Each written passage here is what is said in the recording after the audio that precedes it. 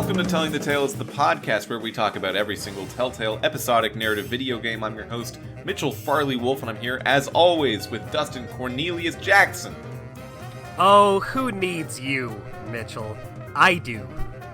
Well, it's actually staggering to me that you would say those words in that order, because today we're going to be playing Guardians of the Galaxy Episode 4, Who Needs You?, released on October 10th, 2017, directed by Chris Rebert. I believe that's a first-time name.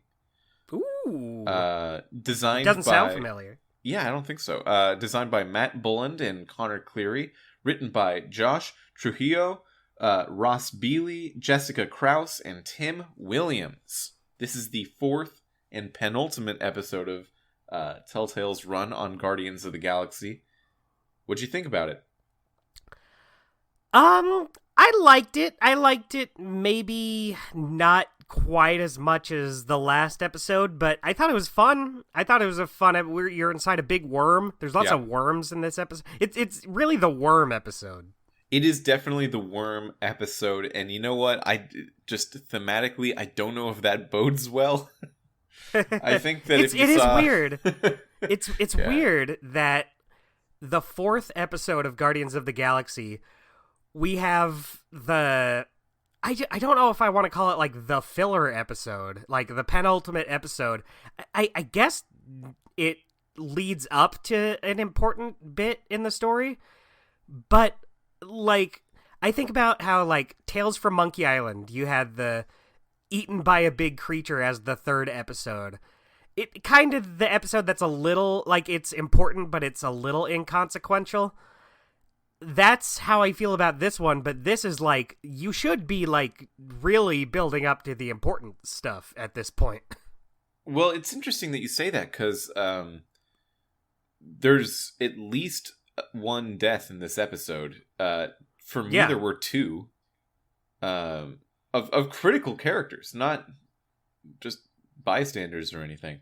And still, I kind of agree with you. It's interesting that you bring up the sophomore slump of being eaten by a big monster. That's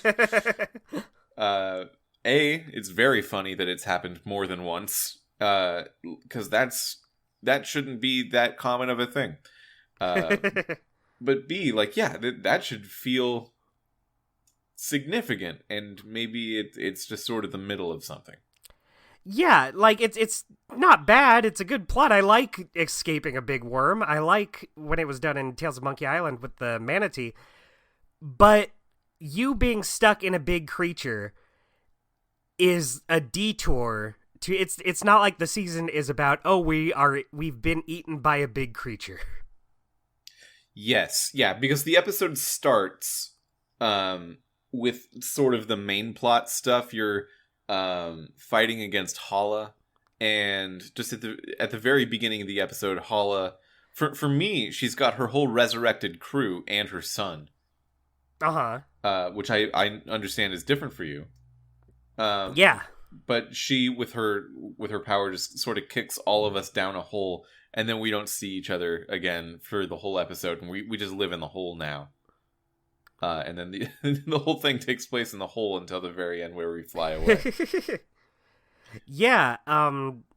So right away, this is interesting because there is a big difference, but it's still, I guess, maybe going off track and being inside of a worm was the only way to converge the stories, I guess, because we got big differences. So your Hala was able to resurrect her whole army with the Forge. Yeah. For me, so last episode, the Forge exploded like right onto Hala. Okay. So the episode starts with her. She's so angry she didn't get to resurrect her son, but it turns out that blast she basically absorbed the energy of the Forge. So now she can like absorb the life of whoever she touches, it seems like. They don't really go into it because we have worm adventures to do. How do you know that if she doesn't try it? She does try it at first. She tries it before they're kicked down the big hole. Oh, okay. Yeah, we see her, like, absorb the life of some of her guys, and she starts trying to absorb... Oh, she eats her own guys? It seemed like it, yeah. Okay. Yeah. Unless I was missing something, but that's how it came across to me. But yeah, then she starts trying to absorb Peter Quill, but then Rocket shoots her, and then everyone gets kicked down a big hole. That's kind of fun that, like, still up to this point in the story, the biggest decision was always promised to be, and will probably continue to be, whether you destroy or empower the Forge. Yeah, but it happened in episode 3, but it's going to matter in episode 5, and it was promised to matter in episode 1. That is kind of cool. Like, the central choice of the whole game is right in the middle. You have the time to see its consequences. Yeah, and like you've got 2 whole episodes to sort of live with it. Yeah, I mean, you don't really get much out of it this one, but probably in the next one. Yeah, I guess just like the first 5 minutes of this one. Yeah. Still. Yeah, based on neat. what you said with like ultra powerful soul cannibal Hala the Kree, I like mine where she gets at least to have a son back for a second. Oh, mine had a son back for a second and then he exploded again. Oh, mine's still here. Yeah. In fact, mine shows up later in this episode too. Ooh, interesting. Hala's son, whose That's name neat. They say, but I don't recall, and I don't think I wrote it down. Yeah, me neither, because he didn't come back for me.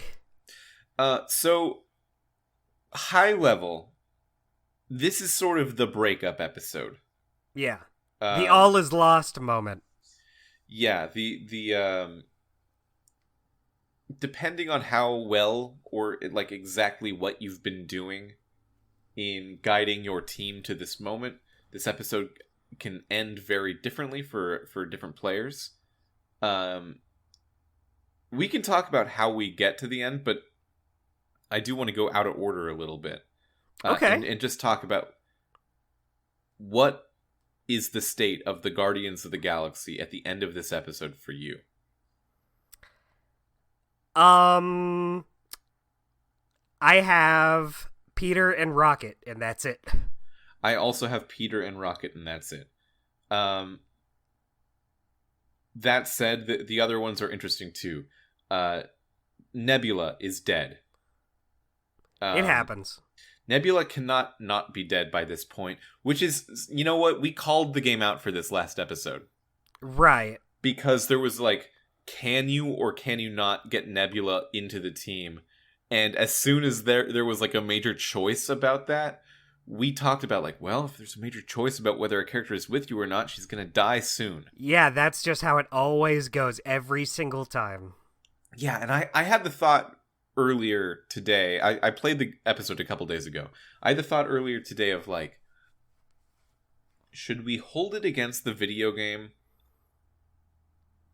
that we've played a bunch of these at this point, and we just like I don't know for sure if I would have seen that so clearly and without dressing if I didn't just play a billion other Telltale games. Yeah, if we weren't so used to the way Telltale does it or not. I mean, here's what I'll say about it. I think even if you know where a character's going to be going at that point, I guess it just matters. We talked about this last episode. It just matters what they get out of them. And I think it's when we were comparing Nebula to Nick. Nick, they did nothing with. It's like, if Nick can die, next episode, he's not going to be saying anything or doing anything. And then he's going to die off screen and nobody's going to care and he's not going to be mentioned. Nebula gets a bunch of great scenes while she's Nebula around. is a significantly better character than Nick. Yeah, that's definitely true. Even though it does, you know what they're doing. You know how Telltale plays their cards now. Mm-hmm.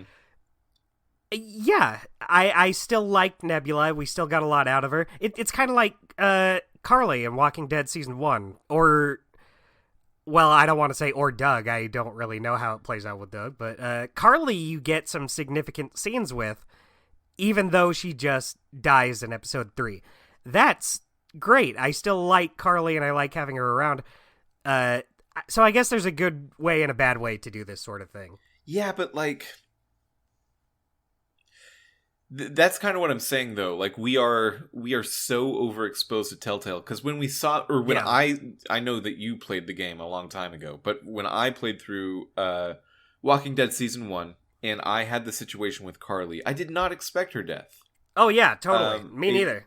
It was very left field. I mean, and her death in this case, listener, if you didn't listen to our playthrough of those games, both of us ended up saving Carly instead of Doug in episode 1, and both of us got attached to Carly, but then Carly has a scripted death where she is at the end of her possible rope. It's the maximum amount of time she can live because she's then killed by Lily, is her name. Yeah, Lily. She had a big hole in her head. Yeah, you really can't come back from that is the issue. It's tough. Mm-hmm. And like, yeah, I guess that is sort of similar, but it's different in a few ways. With both Carly and Nick, unlike Nebula, is that after the big choice, they actually are featured in the next episode and can survive even to another one after that. Like with Nebula, it feels so like the scene itself was a lot better than anything Nick ever had. Right. But also, it was immediate, you know? Like, the choice was near the end of the last episode of episode 3. And then after that choice, she doesn't do much that episode. And then in this episode, it's like near the top. Right. So, like, it's really... They say, like, a Guardian has died. They talk about her like a Guardian of the Galaxy, which is... I think from the perspective of making Gamora feel like she's being respected, that's a very nice touch. But also, like, she's been on 0.25 missions with them. You know? Like, she's not a Guardian. Not really. She hasn't done much. She didn't do a great job. She did a good job at the nothing she did. Like, it was... Yeah. It was not... It just wasn't much. She just didn't do anything yet. Right. Yeah. I do think they still got a lot out of her though. Like you get the flashback scenes, you get her in the montage, which is fun. Yeah. I wish we got to do more of her, but yeah, she definitely left more of an impact than Nick ever did at the very least. Yeah, she has a moment where she's dying. It's her circuits are all fried. She did not survive the fall through that hole we mentioned earlier. And she's mortally wounded from it. Gamora has left the room she was mortally wounded, at least for me, from the Kree attack. She got, like, sliced down the middle. She's sliced down the middle?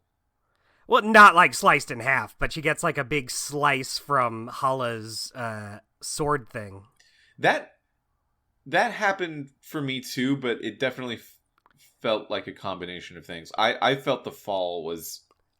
part of it at the very least. Also, I didn't get that at all. It seemed like some of her head circuitry was damaged as well. Right, things were just not looking great for her in general. She had a rough day. Yeah, and it terminated with a death. So Gamora was like out of the room trying to get Rocket because Rocket can work on servos and stuff. And while she's gone, she just talks to Peter, and she has this like coming to terms moment with like the fact that she loves Gamora and she wishes she said it. Did you help her say that to Gamora? Yeah, I had her say it to Gamora. That's one of the most like morally unbalanced choices I think maybe we've ever gotten in a Telltale game. The idea of like, I think I just won't tell Gamora you love her. I think you should take it to your death. Yeah, how do you feel about that? Yeah. What are you gonna do about it? Yes, you're gonna miss your sister when you're gone. But also, have you considered this? You'll look a lot less cool if you say I love you.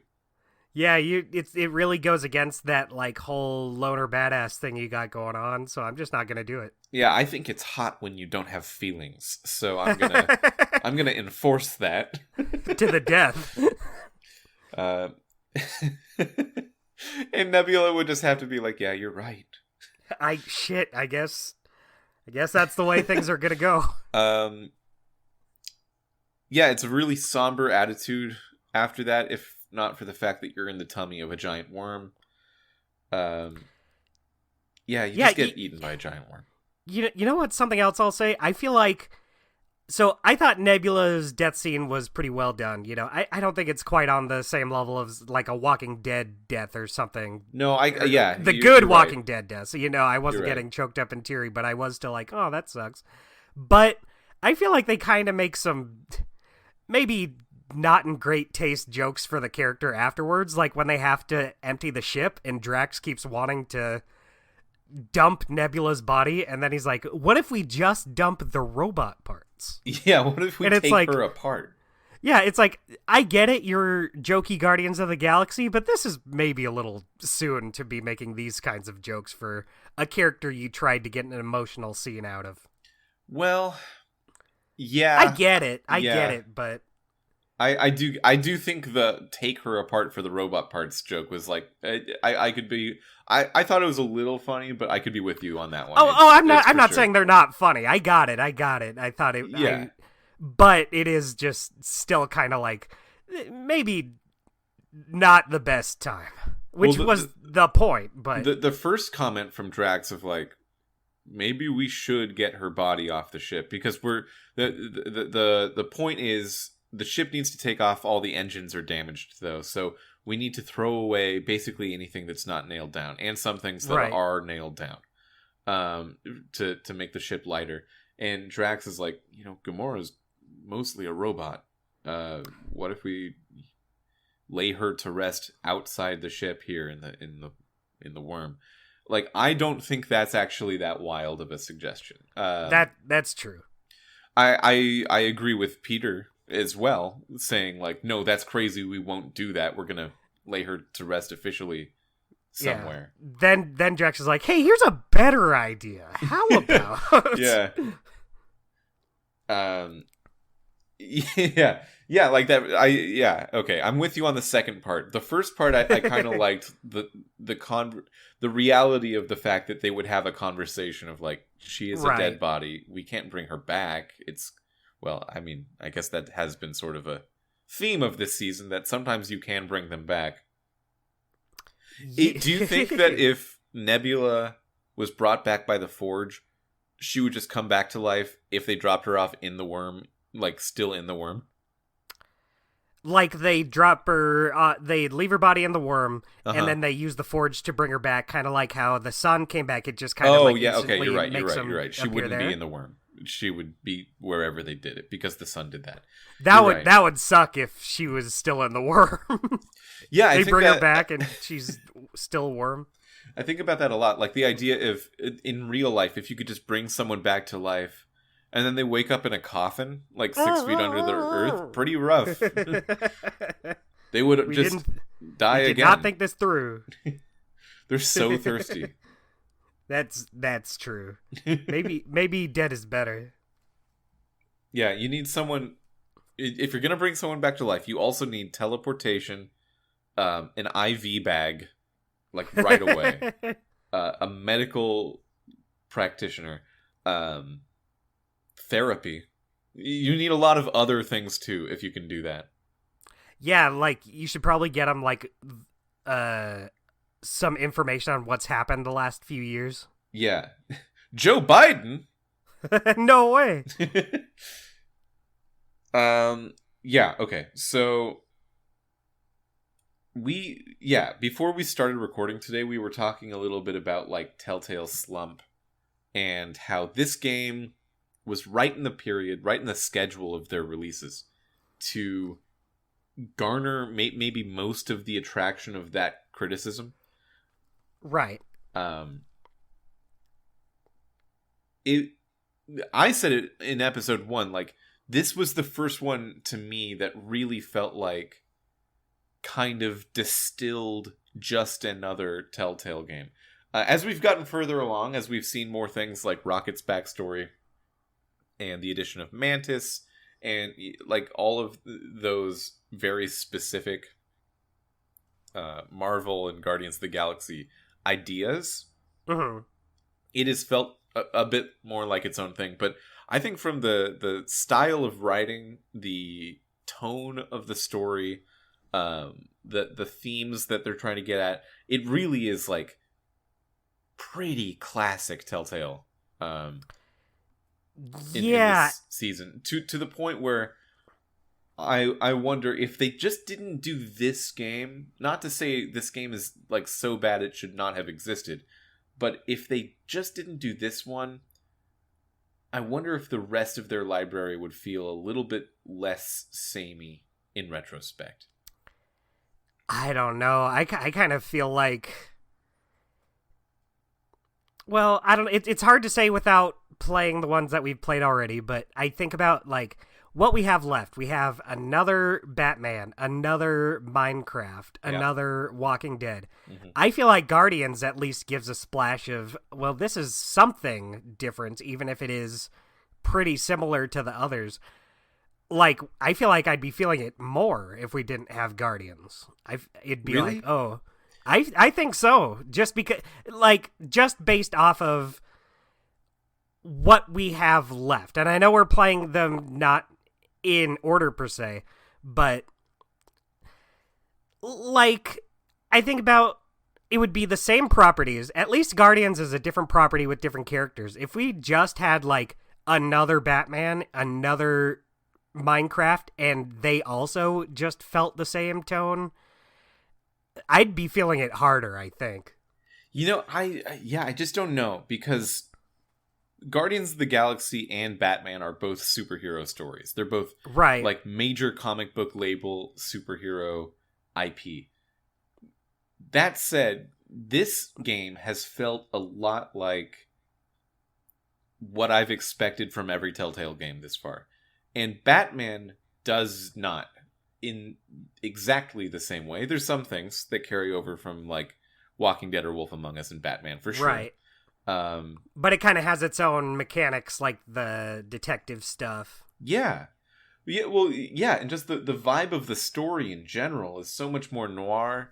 It feels, even though we're talking about like Two-Face is still Two-Facing around, it feels maybe like the most mature storytelling angle for a Telltale game.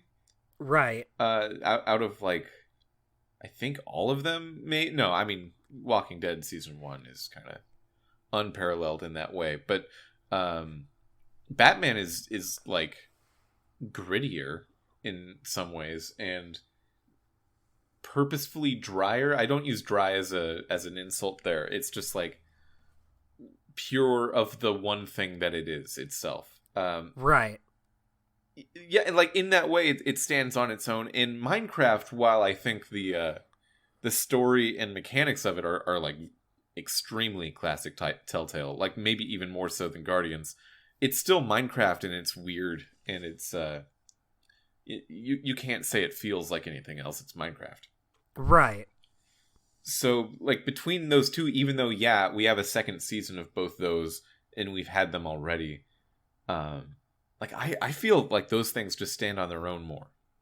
I getcha. Yeah. Although I would also agree that like seeing season 2 of Minecraft story mode, I think might have a similar kind of effect to what we're talking about here. Yeah, at least this gives a different setting, different characters to work with, even though I do agree it doesn't really have anything that you can make it call its own. Yeah. It doesn't have anything like the detective bits. It has, I think the closest you can get is like being able to go up or down with the hover boots, which is not a thing. Right, that's a very, very primitive version of what we'd see later in The Expanse, which does that sort of exploration thing a lot better, or at least a lot more.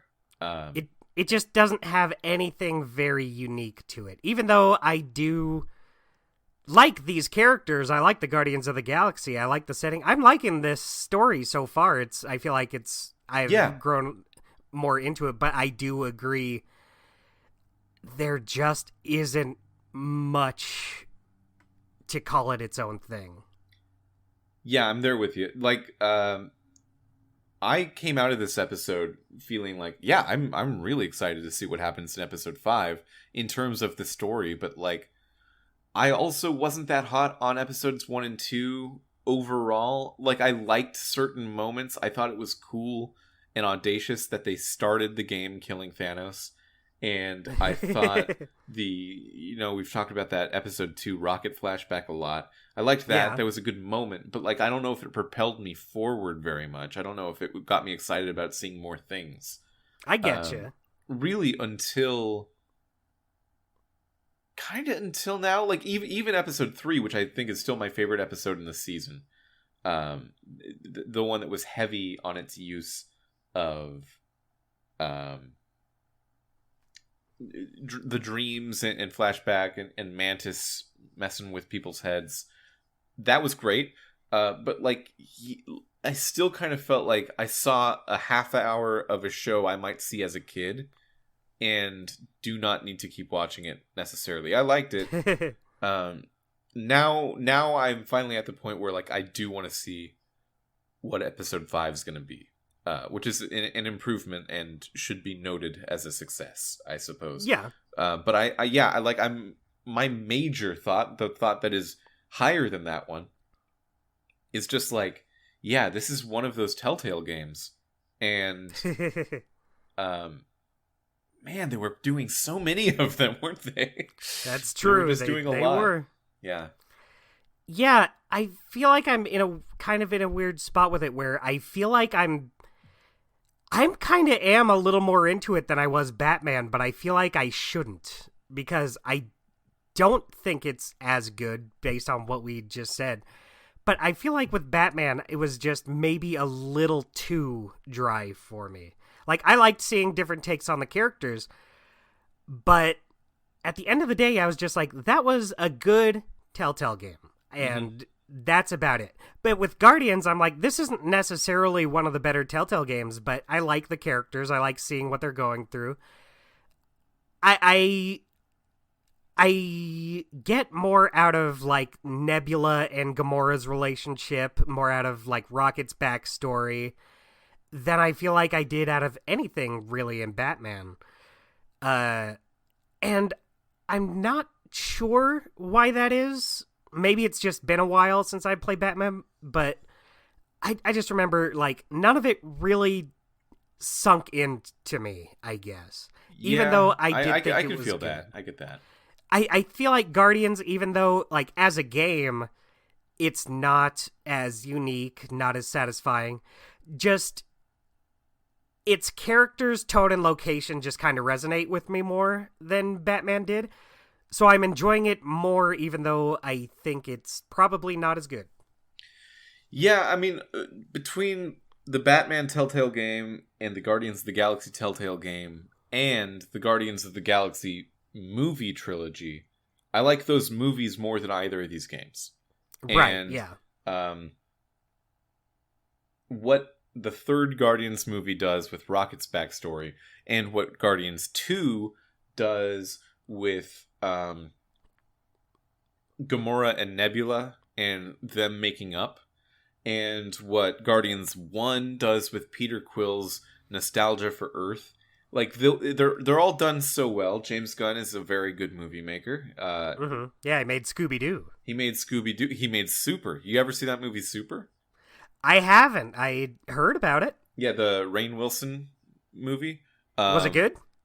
I like it. It's a lot. Okay. Yeah. It's not a for fun one. It's like, okay. Yikes. Yeah.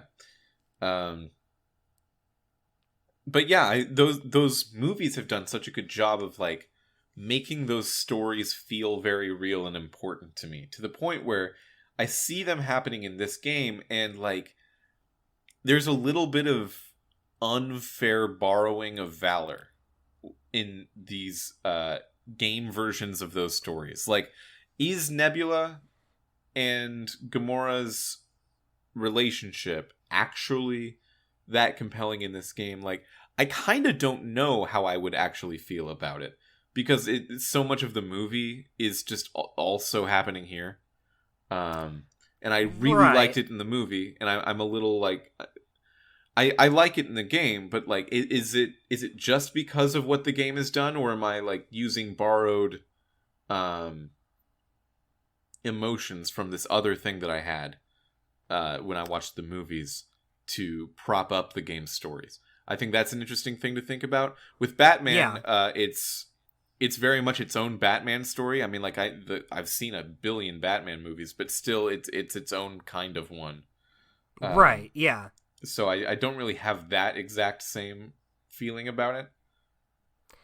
Yeah.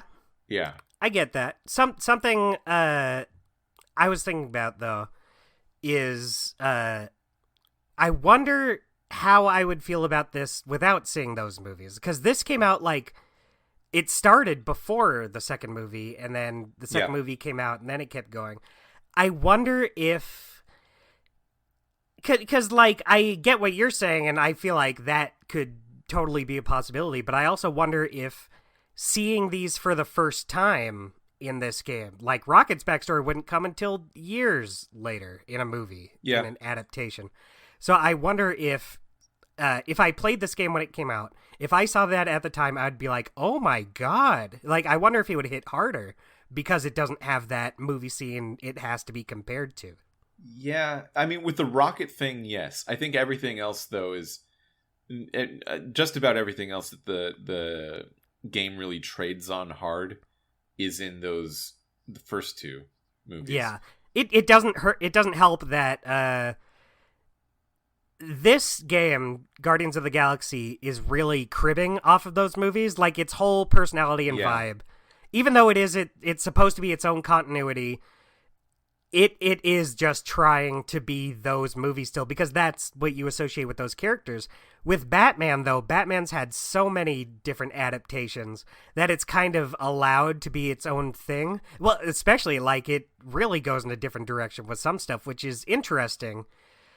I guess that's the only point I'm trying to make. I get you. Yeah, like there's certain things, like all the Guardians, the individual characters, the Guardians, they are the movie versions of those characters, except Peter Quill, who is Guybrush Threepwood wearing movie version, like Chris Pratt Star-Lord, his jacket. But, like, it's the same jacket, you know? Like, there's not even an effort to make the jacket not look exactly the same and feel any different. The special effect on, like, how he taps his helmet and how it, like, sort of piece by piece triangles into existence, that's the same. Like, it's so exactly the same in so many parts that it's hard to... It's hard to completely give it its own credit for a lot of these character relationships. Now, that said, the implementation of each of those character relationships has created unique moments. Like, I don't know if we've seen in any Guardians, like, MCU thing, the exact relationship we see here between Gamora and Rocket. How they hate each other. Like, a lot. Yeah. It's a real hate. It's a firm hate. I gotta be honest, this episode I was kind of like, oh, come on, another Rocket versus Gamora. It feels like we couldn't get some conflict between the others. And, like, I feel like they are just, like, the two characters you have the strongest relationship with, so it makes sense to focus on them. It makes the choices harder. Well, but you have lots of characters. It's this kind of... I think what the game is doing very specifically to the Guardians of the Galaxy is like analyzing and critiquing the idea of anti-heroes. Right. Because that's what they are. They're Shadow the Hedgehog, you know? Like, they can do a good thing. They've done good, but they have this idea about them that they are also, like, gentleman thieves a little bit. And they're gonna go around, and sometimes they do bad, and who cares? And between I think that the game is using these characters to poke a little fun at that idea of like, come on guys, they're good people. Like they're not just gonna kill innocents. It's not like that. So they take the good, the like, quote, actually a good person, quote, part of that, and they divide it between the practicality, which is usually with Rocket, and the idealism, which is usually with Gamora. Yeah. That's an interesting way to look at it. Yeah, but like I do agree that it's kind of like with a lot of these seasonal games, you can put a question like that out there early in the season, and I'm like, oh, interesting. And then I see it in episode 4, like, hey, dude, it's been asked and answered. I've weighed in on this. Yeah.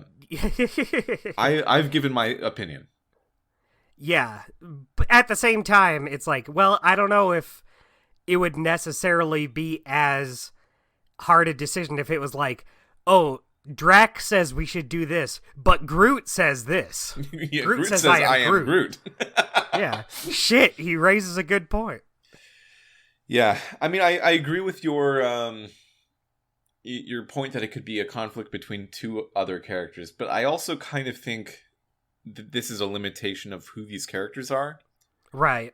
Because like we said, Groot can't really have an argument. Yeah. Yeah, and I mean, theoretically, we could run it through Mantis or Rocket, but he's not actually gonna have an argument. It won't play right on the screen. Well, it won't feel good. Yeah, I do like that they kind of give him his own little thoughts and opinions here and there. Like, he's not just, hey, wherever Rocket goes, I'm going, man. Yeah, they like, throw him a bone every once in a while, but like, yeah, he's against Rocket a lot of the time, actually. Yeah, but he like can't sustain a scene like that, like the one that Rocket and Gamora have. And Drax is close. Drax is like really the only other option, the only third option. But yeah, he wasn't part of this particular one. Mantis can't have an argument because she literally can't stand straight like strife at all. She can't handle it. And Peter is you, so like you can't be in the argument because you have to be the arbitrator. I guess I'll pick my side. Yeah, and Nebula died. So like they're all not.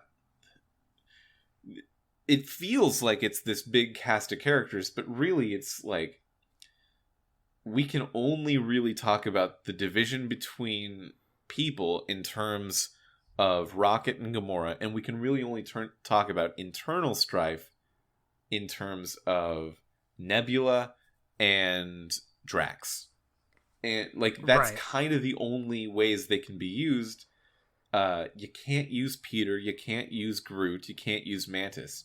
Like they're cool characters because they are so specific, but they're limited in that way.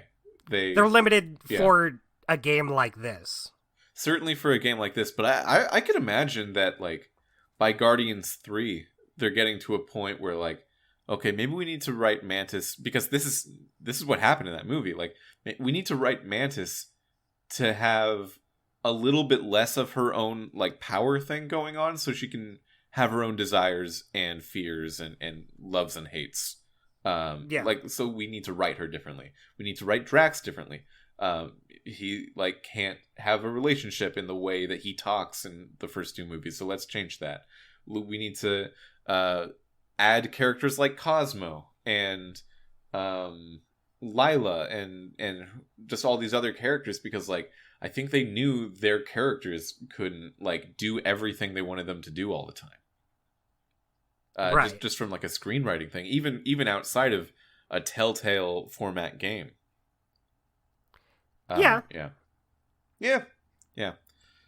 Yeah, but this episode does have worms in it, though. This episode does have worms in it. What do you think of the rock worms? They're neat. I mean, they're just like a monster. They're just like a tip. They could have been anything, but I like that they're worms. I like that you get to name a worm. I like seeing them burrow directly into rock. I thought that was like a little bit of a like subtle showcase of the fact that like, oh, these are kind of powerful. These are these are maybe not to These be are messed actually a threat. with. Did you try to like pet it? Yeah, I pet it. How did that go? It went well. We just pet it, and it was nice. And then it ran away, and the others attacked you? Yeah. All right. Like, okay. That's how it goes.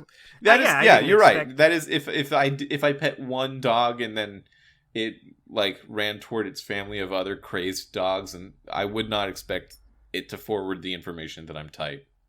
Yeah. Yeah.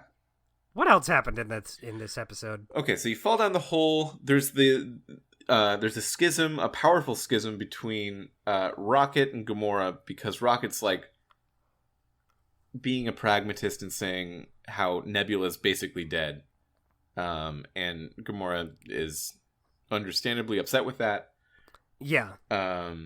It turns into a shouting match about a bunch of other things and about whether or not it was okay to restore the forge, and they go down their own separate tunnels. They find 2 tunnels and they go down different ones. Who did you follow, Rocket or Gamora? I followed Rocket because it was just him by himself, and he seemed like it seemed like everyone else was going to go with Gamora. Couldn't just let Rocket be on his own. Yeah, an interesting thing about this choice is that you pick and then all the other Guardians pick. So like you don't see the full who's going where when you're choosing. Yeah. I went with Gamora. Oh, how'd that play out? Differently, I bet. So I went with Gamora, and I was joined by Groot carrying Nebula, and Drax and Mantis went with Rocket. Oh, interesting. Yeah, who went with you? No one. It was just me and Rocket. Yeah, so that was neat. You get a little one-on-one time with him. I feel like that worked. I'm kind of struggling to find what I want to say about it, but I feel like it worked better just having it be those 2 together than having like others join them, because you get because it's just one-on-one. Rocket really comes out of his shell a little bit. He like actually has a one-on-one talk with you. He's like, look, I found a place where I care about people and people care about me, and I don't want to see anything bad happen to them. I gotta get out of here before this shit happens. Huh, okay. Yeah, so I like that. How does it go with the others? So that's interesting that you just don't get... So Drax and Mantis went with Rocket, you said. That's interesting that they would go with Rocket, but then you still have like a little group if you go with Gamora. Well, but then if you go with Rocket, it's just you and one him. more person technically. Well, Right. I guess it's 2, but it's Groot, who doesn't talk, carrying Nebula, who isn't talking. Right, but they're still there. It's still... I still think it would change the energy of if it was just you and Gamora. Yeah, you're right to a degree, but like once you go in the tunnel, there's like this upper tunnel part to go through, where you split off from Groot, so you have a private conversation with just Gamora. Okay, so it is exactly what I...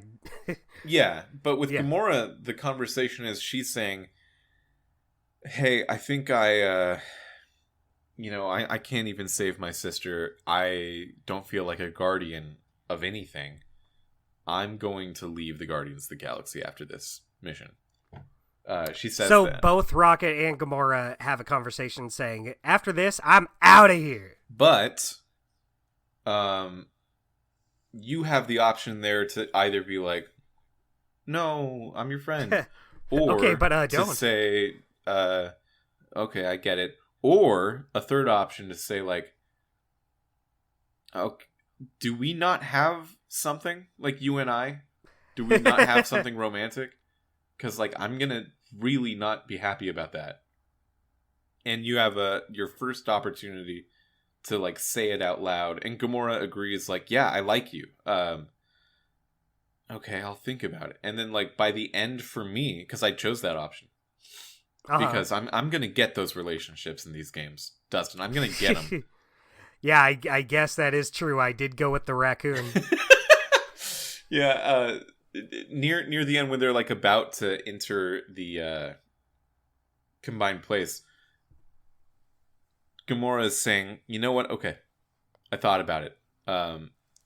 You need to focus on keeping this team together, and I'm going to be there with you for it." Kind of reaffirming the conversation about the romantic connection. So she just decided she won't leave, although she did eventually leave for me. Yeah. So like it was pretty frank, because up to that point in the game, there was also a lot of like physical cinematography between cinematography chemistry between Mantis and Peter. So I was wondering if the game was gonna like try insisting like, oh no, Peter and Gamora aren't a thing in this one. It's Peter and Mantis. Right. But the game gave me an option to like definitely be much more pushy about it being Gamora. Right. So I took it. And it seemed good for a bit, but it doesn't later. Later, it's not great. Yeah. After that point in the tunnel, they go to a combined place where Drax, Mantis, and Rocket are like in little cocoons.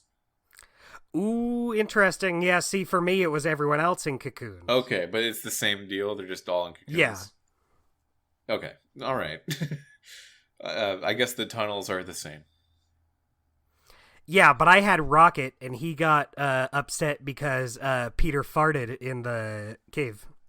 Oh, I farted in the cave too, and Gamora goes, "What was that?" And Peter goes, "It was the worm." And I think Gamora knew that it was Peter, but we also had just had a conversation about being into each other, and she was trying to be very polite. She's like, I guess it was the worm then. Yeah. Yeah, for me, Rocket was not as polite. He was just like, Jesus Christ, Peter. Yeah. That sucks so bad. You suck so bad. This is the worst day. But I do like the little heart-to-heart with Rocket. It's nice having him... Because before that, he was just shouting. He was like, I'm out of here. I'm catching the next bus out of here. And then in the cave, he's just like, look, I just feel like I can't do this. I got to get out of here before something really bad happens to someone I actually like. So you fight a bunch of worms. You eventually find where your ship's parked, try to fly away. But the big worm, the mama worm, who they call Big Blue, eats you. You get eaten by a worm. So you did name the worm Blue as well. I don't think I got a chance to name it. Oh, weird. Yeah, for me, I got to name the first worm, the friendly worm. Okay, you're right. I did name that one. Yeah, so I'm guessing whatever you name it, the big one will be big whatever you name the first one. Because I named the little one Blue. I forgot that I did that. Yeah. that did lead to one of my favorite funny scenes. So I went with Drax's name. He wanted to name it Blue because it was blue. Yep. I just wanted to throw Drax a bone. I hadn't been on Team Drax in a while, and I thought, you know what? I'll let you have this, big guy. So he said, you shall be forever known as Blue. And then Gamora says, great, but now it's red, because it started glowing red because I guess the other worms were showing up. And Drax just goes, what? Like very angrily, what are you? Oh my god. Yeah, that's good. There's another good Drax moment later on where they're trying to throw all the stuff out to make the ship lighter. And he goes, I've thrown away all my weapons except for my 2 blades. And he goes, because he's trying to like symbolically also throw away the spirit of hanging on to his wife and daughter. Right. But he named his blades after his wife and daughter, Kamaria and Hovak. So he wants to rename the blades. Yeah.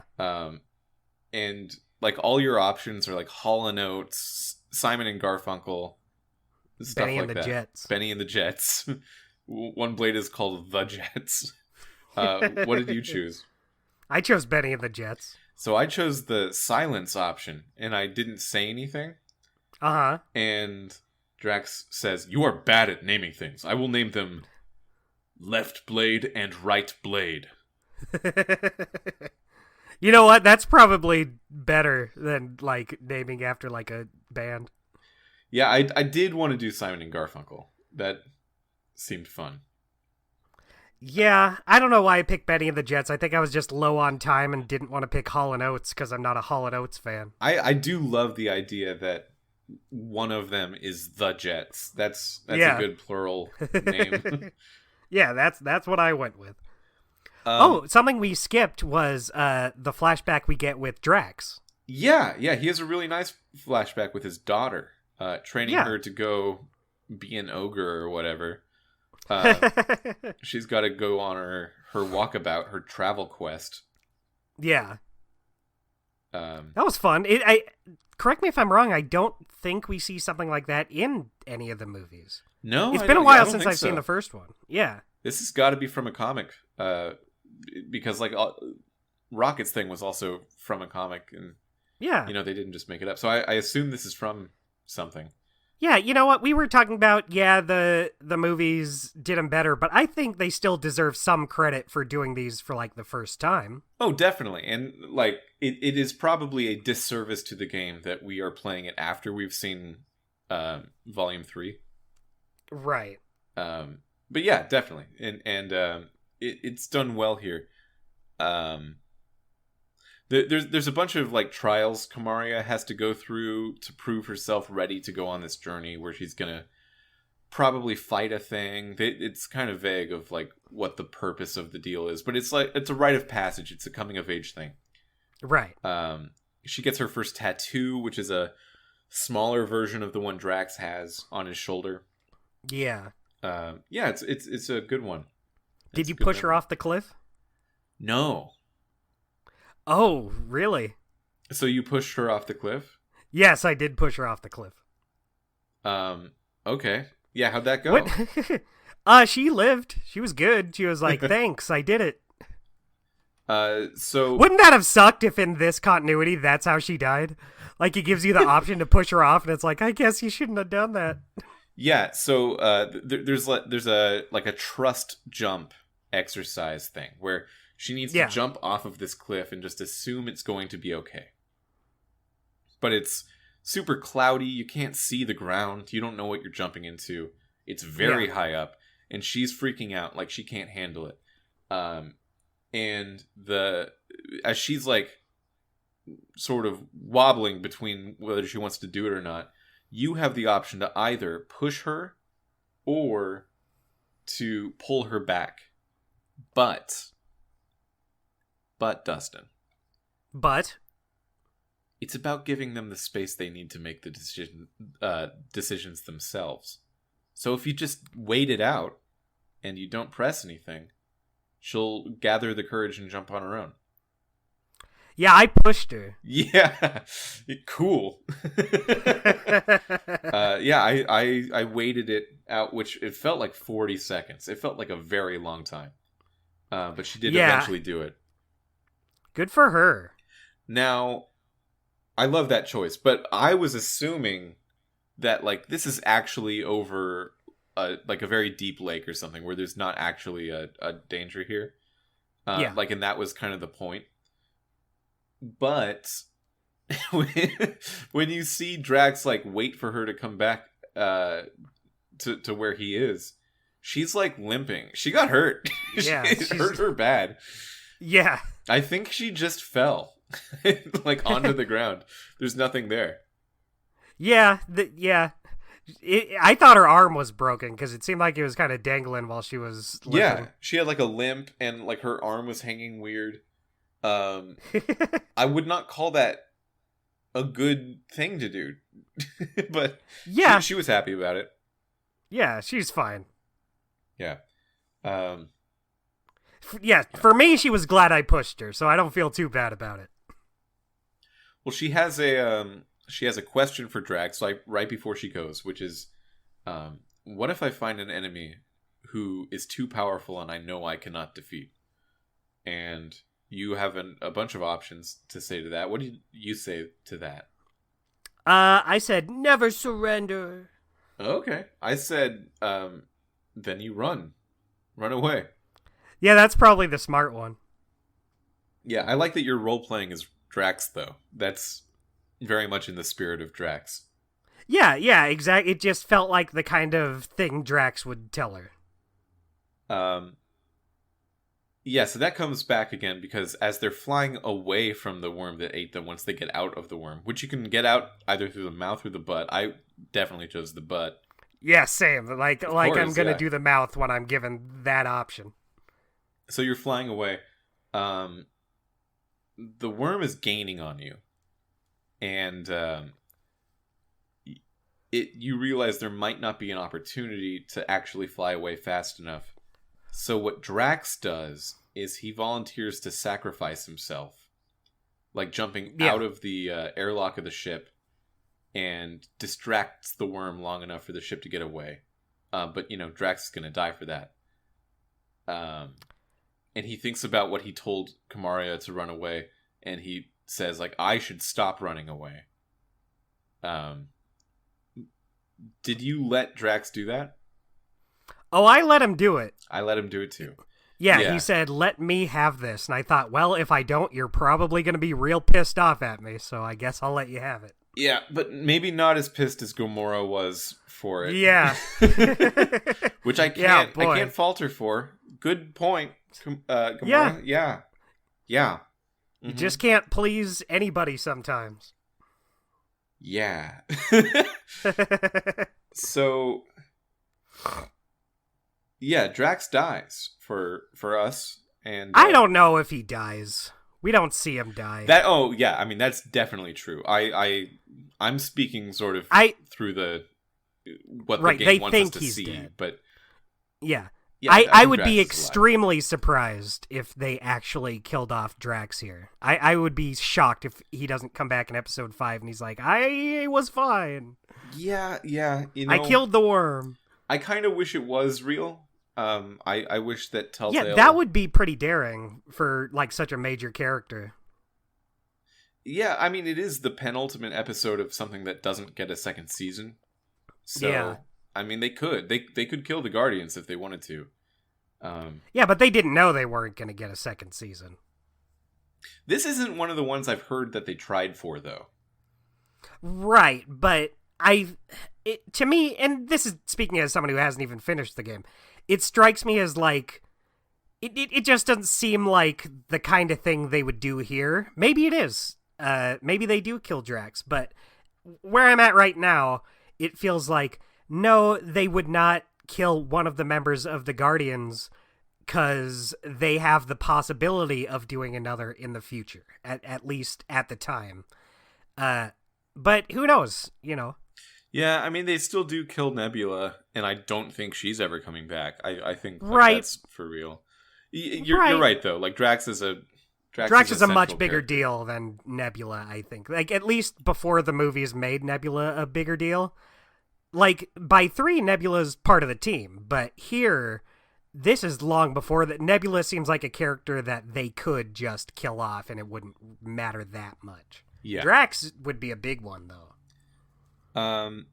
So to finish off the episode synopsis, they land back in their home base in nowhere. I have it here in my notes. I launched Drax out the airlock. Don't feel great about it. Yeah.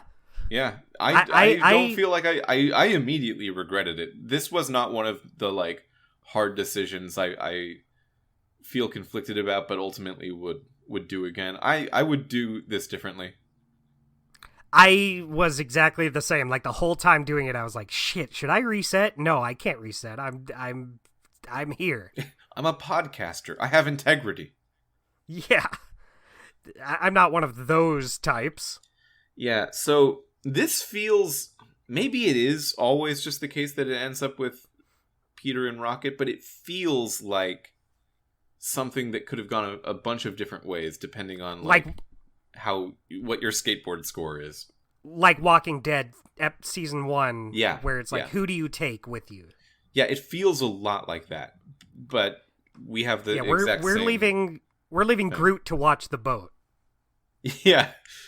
So first off, Gamora can't handle that we let Drax die because, well, for me, we had just talked about how my job is to keep the team together, and I literally jettisoned one out of the airlock. Yeah, so, I mean, for me, it was the same. We didn't have that scene where we had just talked about it, but they do talk about that in the first episode. Yeah. She says, you got to keep this team together. So it still works. Meanwhile, Mantis is just so upset because she's tuning into all of our emotions, and she said, "You all feel so guilty and angry and sad."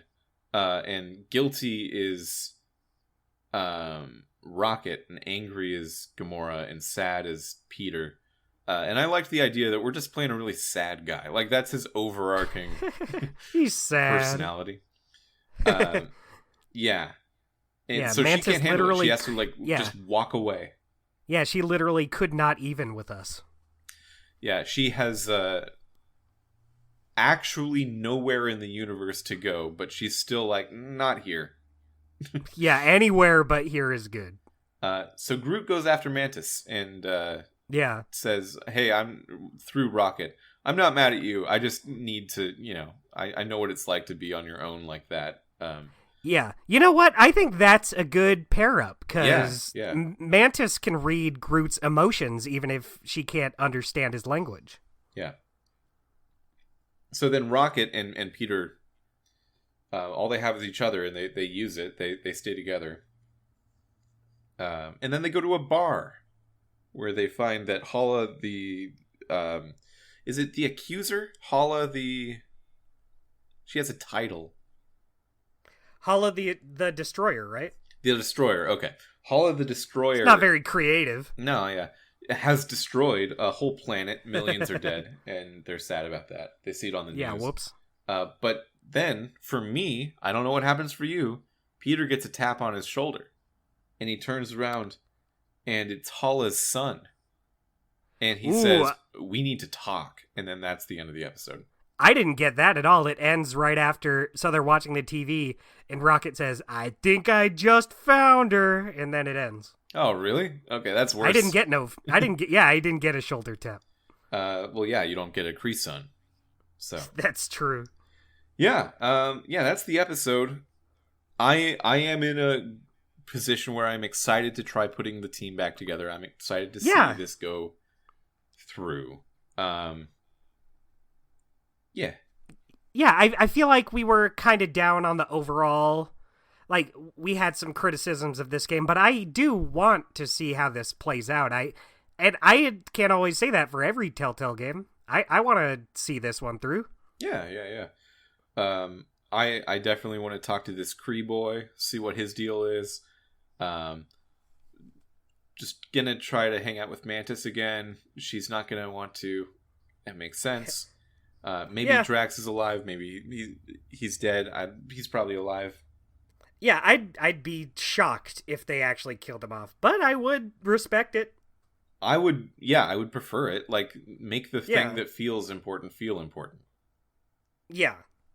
Would we like to head into our segments? I would love to. Who's your choice cut? My choice cut? We never start with choice cut. I've really thrown you for a loop here.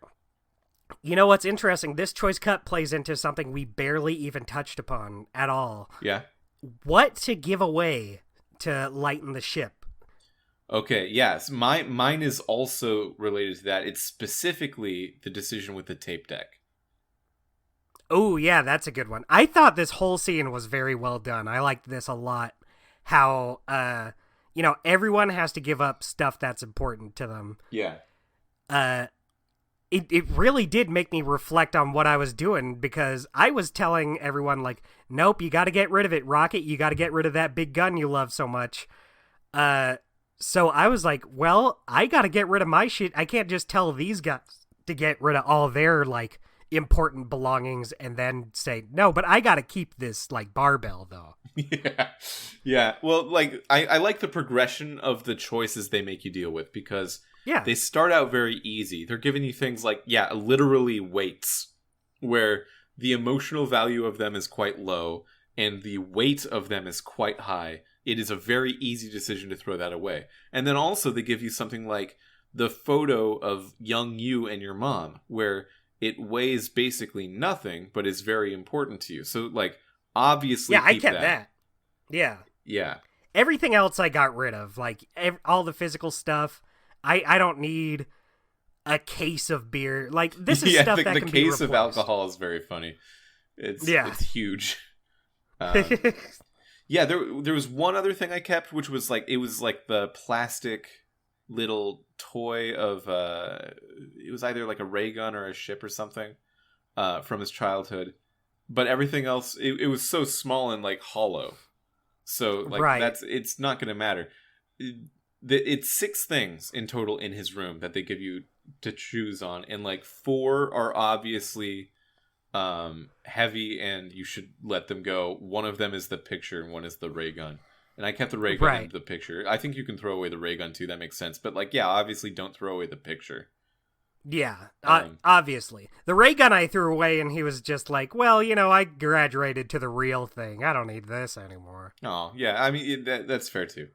But then the tape deck, that's a very important one. That's when I was really thinking about, like, that's such a cool, important thing to keep around. Yeah. Even Peter's like, this is how I share myself with everybody. But, I was like, if everyone else has to throw away the things that are super important to them, I gotta do this too. It does make me wonder, why is a cassette player so fucking big? What is it doing? Like, it's the future. I mean, I know, like, stereo systems can be big, but this doesn't look like it's the speaker or like the audio processor even. It looks like it's a tape deck that is like about 3 feet by 2 feet by 5 feet deep, and just an incredibly heavy cube of metal. It is obviously like the make or break thing with how much weight you're gonna throw away. Right. So I threw it away, but like, I thought about that one for a long time. I didn't think about I was pretty like, I gotta get rid of it, but it makes you like feel about it. Yeah. I think. Oh yeah. Like, I knew right away, this really has to go, but I like that it makes you feel, no, everyone's giving up important stuff to them. You gotta give yours up too. Especially since, is that before or after you can choose to make Groot and Mantis give away their stuff? Because you give Mantis your... after. Yeah. Like, that would have been a dick move to be like, Groot, you got to give up your plant. Mantis, give up that glove I just gave you. We're keeping the tape deck, though. Yeah, the Mantis thing is very funny. Where she just decides she doesn't want to. Yeah, because she says that she doesn't have anything to give away and kind of wishes she does to help out. So you have the option of giving her your childhood, like, baseball mitt, and you're like, okay, well, this is yours now. You can choose to help us out by throwing this away. So you hand it to her, and then, like, it's time for her to do it, and she's like, I've decided I actually want this. Yeah, no, I'm just not gonna.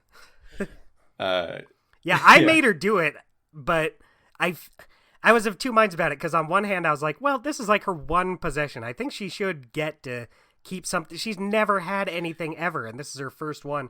But at the same time, I was like, I gave you this for this purpose. It is the purpose of the thing. You don't want to play baseball. You're not going to use this. You're never going to use this. Yeah. Throw it away.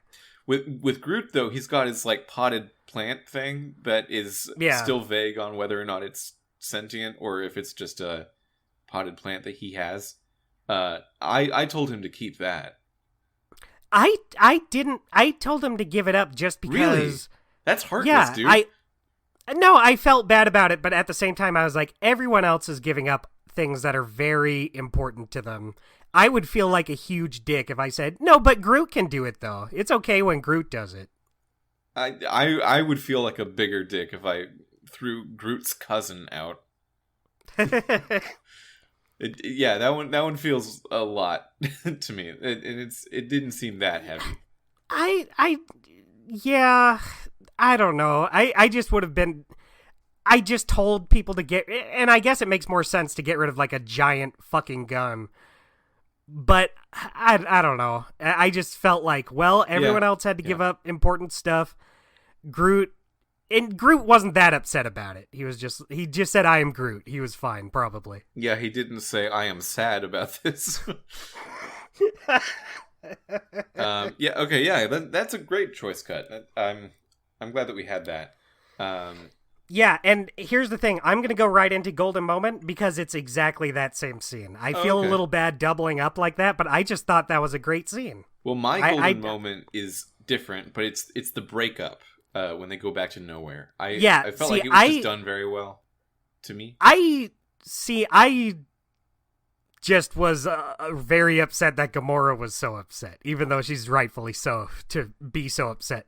I was like, you weren't there. He said to let him have this. Yeah. I mean, there's so many things in these Telltale games that feel unfair in terms of, like, oh, I'm being judged for this. My character basically wasn't given a choice. I don't feel, as the player, like I should actually be criticized for this. But when it does it well, and I feel like, oh, okay, you know what, game? You got me on this. That I made a choice, and you're right that I should have to deal with some consequences because of it. And I did feel that way about helping Drax. I did feel like it was fair. And I respect it. I want to point it out and respect it when I see it, because a lot of the times, previously on this podcast, we've been, I've been pointing out the times I've felt slighted by choices where, like, okay, it really wasn't between those two options only. Like, I clearly could see another way out of this, and I just can't do it. So when it actually comes together, I want to respect it and prop it up. I get that, but at the same time, here I was like, well, you're pissed off at me for this. Fair enough. That makes sense. But if I let Drax live, I'm sure I would get exactly this, but from Drax. Yeah. So I was just like, there's no winning in this situation, and I don't necessarily feel great about it. Yeah. I mean, I hear you. But I also feel like in that kind of situation, that is fair. Like, yeah, that's a fair thing for, like, if Drax was really mad at you because you let him live, I'd be like, yeah, man, that's the choice I'm making. Like, I am going against your wishes because I care about you too much. So, like, if you're upset about that, I'm taking it. Like, that would be my feeling, and I wish I did it. You know, this is a choice I regret. Yeah, no, I totally do too. I wish I kept Drax around, but yeah, it was just one of those times where in the moment I was like, well, who do I want to get yelled at? Who do I want to hate me? So the choice, it didn't ring hollow for me. I did feel the consequences of the scene, but I didn't necessarily feel great about it either. I was like, sense. This just has to come to a head where the Guardians break up. I wonder if Gamora would have stayed with you if you did not jettison Drax. It does feel like her one big thing, so yeah, I think it'd be weird if she didn't. Yeah, especially since, for me, Rocket said, yeah, after this, I'm definitely leaving no matter what. There's no way you can talk me out of it, and then he stays. Yeah. Weekly Guy. I'm going to give it to Gamora, actually. Okay. Yeah, I felt like Gamora was strong in this episode, both for, like, the breakup reasons we've talked about, and also the time I spent with her specifically. Drax was a significant runner-up. And seeing his time with Kamaria and everything, but I think I got to give it to Gamora. This was the first episode where I felt like Gamora really collected enough of her own personality and unique drivers and desires outside of just like wanting to see Nebula again, or her being mad at Rocket or something. Like, she's got some of her own feelings going on here. Yeah. And not just relationship feelings.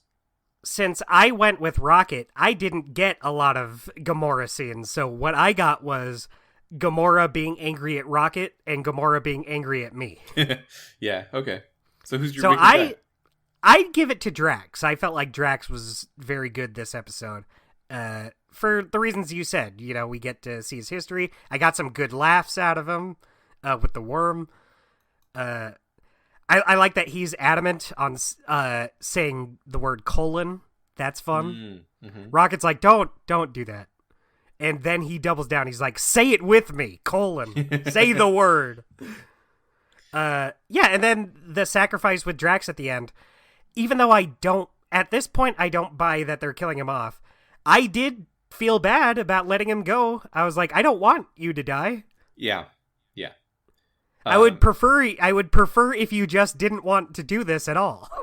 It's a really good Drax episode. Yeah, especially since I feel like Drax had been getting kind of the short end of the stick up until now. Yeah, definitely. And I think he still is. But it was a good episode. Yeah, he might be dead. Yeah. Yeah, but for me, Gamora didn't really reach those same heights she did for you. I got some good Rocket scenes, and I guess the scene with Gamora and Nebula dying was good, but like when she was yelling at me at the end, I wanted to be like, you have a bad ponytail and character model. Yeah. Who comes out on top in this argument? Yeah, my ponytail is much better. Yeah, you got the scene in the cave where she says, should I do something different with my hair? I feel like this isn't working. So that's been this episode of Telling the Tale. I almost said Guardians of the Galaxy. No, yeah. But we are a podcast with our own name, Telling the Tale. Yeah. You can subscribe It's interesting. Oh, sorry, you're going into all this. I was just going to say a couple more things. No, say your thing. Yeah, I was just going to say how, like, we were talking at the beginning of the episode how we're kind of feeling it with Guardians. Like, this is the episode where we brought up, the gameplay doesn't really have an identity of its own. And we're really just kind of in it with these Telltale games now. Mm-hmm.